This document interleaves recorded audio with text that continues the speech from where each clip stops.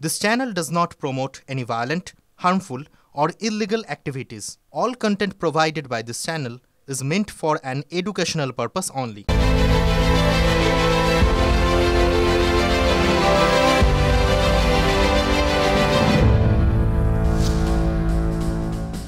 শাসক মানেই ক্ষমতা, আর ক্ষমতা মানেই যেন একেবারে অব্যর্থভাবে ধরাকে সরাজ্ঞান করা, দিনে তারা দেখা। চোপড়া কাণ্ড নিয়ে যা চলছে তারপর আর কি বলবো, বলতে বাধ্য হচ্ছি কথাটা। পুলিশের হাত থেকে দাগি অভিযুক্তকে ছিনিয়ে নিয়ে যাওয়া হলো, তারপর সে হাওয়া পুলিশ নাকি ক্লু হাতড়ে বেড়াচ্ছে, কিন্তু অভিযুক্ত শাসক নেতা মুজিবুর রহমানকে দুদিন পরও খুঁজে পেল না পুলিশ। কেন বলুন তো? শাসক নেতাকে ধরতে তারা বুক ফুলিয়েই গিয়েছিলেন, দেখে মনে হয়েছিল ওপরতলার বেশ নির্দেশ আছে যে একেবারে ধরে আনতেই হবে। প্রিজন ভ্যানে তুলতে গিয়ে যত গণ্ডগোল, ফেরার হয়ে গেলেন নেতা একবারে সাগরেদদের সঙ্গে করে। দিনে দুপুরে দুষ্কৃতী ছিনতাই, সেই যে গেল তো গেল, আর এলো না। এদিকে ঘটনার পরই খোদ এলাকার বিধায়ক হামিদুল রহমান দরাজ সার্টিফিকেট দিয়েছিলেন তিনি এই ফেরার নেতাকে, বলেছিলেন ওর কোনো দোষ নেই, পুলিশ ওয়ারেন্ট ছাড়া এসেছে, ও খুব ভালো ছেলে। মনে আছে? শুনুন।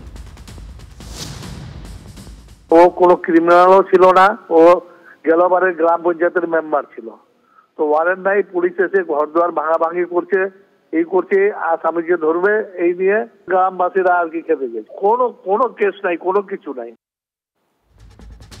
বিধায়ক কথাগুলো বললেন, তারপর দেখা যাচ্ছে অভিযুক্ত নেতার আর টিকি পর্যন্ত ছুঁতে পারছে না পুলিশ। অদ্ভুত কাণ্ড, তাই না?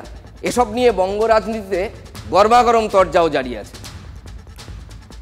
তৃণমূলকে খুন করছে, আমি আশ্চর্য হব না যখন তৃণমূল পুলিশকে খুন করবে। বিচ্ছিন্ন ঘটনা, এর সঙ্গে সার্বিক আইন শৃঙ্খলার কোনো সম্পর্ক নেই। হয়েছে কি অপরাধ হয়নি তার ঠিক করার মালিক তৃণমূল কংগ্রেস, তাহলে পুলিশ তুলে দিক। এগুলো সিপিএম জমানাতে হই হই করে ঘটেছে। সিপিএম জমানাতে তো পুলিশ দুষ্কৃতীদের ধরতেই যেত না অর্ধেক ক্ষেত্রে। বড় মাথাদের কাছে নিজের মাথা যদি বিকিয়ে দেয় পুলিশ, তাহলে এই ধরনের ঘটনা পশ্চিমবাংলায় ঘটতে থাকবে। ল অ্যান্ড অর্ডার ভালো, এর সঙ্গে কোনো সামগ্রিকতার কোনো সম্পর্ক নেই। বিচ্ছিন্ন ঘটনা, খারাপ ঘটনা, পুলিশ দেখছে। পুলিশ কি দেখছে? প্রশ্ন ঠিক সেটাই।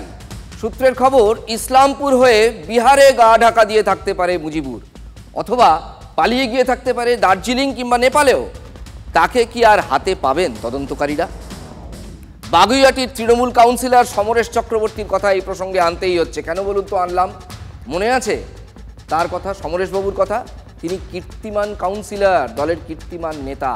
অভিযোগ ছিল দাবি মতো তোলা দিতে রাজি না হওয়ায় তৃণমূলের এই দাপুটে নেতা কাম কাউন্সিলর তার দলবলের হাতে মার খেয়েছিল বিধাননগরের এক প্রমোটার। এই প্রমোটার অভিযোগ করেছিলেন যে তাকে মেরে মাথা ফাটিয়ে দেওয়া হয়েছে, অথচ ঘটনার পর থেকে পুলিশ তার টিকিটিও খুঁজে পাননি।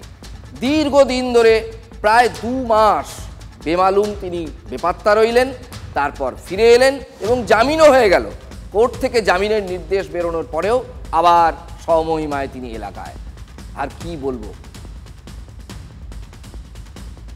আচ্ছা, সমরেশ চক্রবর্তীর থেকে কি কোনো টিপস নিচ্ছেন মুজিবুর?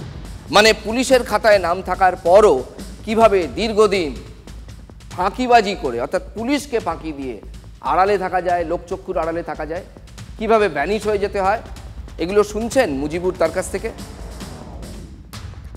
এই জন্য অধরা তারা সরকারি দলের লোক, তাই অধরা। সরকারি দলের লোক তারা অধরাই ধরা হয় না তাদের। এ যেন মাথা ঢাকতে পা বেরিয়ে পড়ার দশা। অথচ দেখুন, গত বছর 21শে জুলাইয়ের মঞ্চ থেকেও বার্তাটা দিয়েছিলেন তৃণমূল নেত্রী। তারপরও যে কে সেই।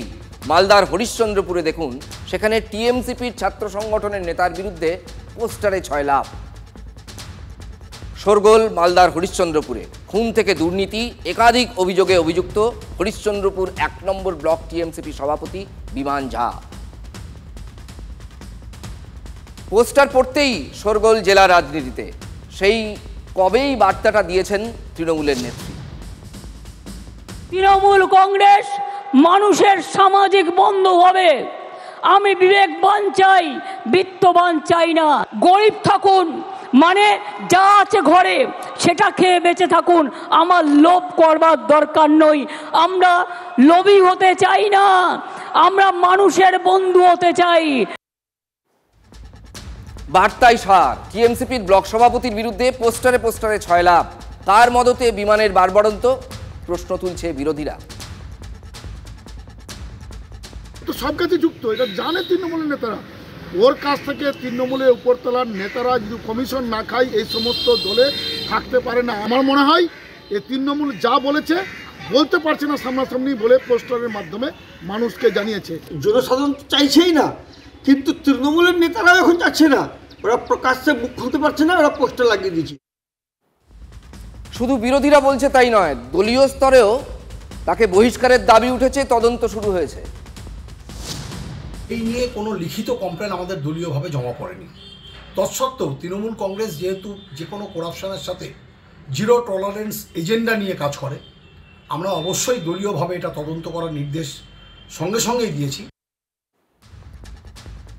অভিযুক্ত ব্লক সভাপতি কি বলছেন? মঞ্চ তৈরি করা হোক, গীতা রাখুক, হিন্দু ধর্মাবলম্বী ছেলে ব্রাহ্মণ বাড়িকার সন্তান গীতায় হাত দিয়ে বলবো যে আজ পর্যন্ত কাটমানির টাকা খায়নি। ঠোঁটকাটা আজ এ পর্যন্তই।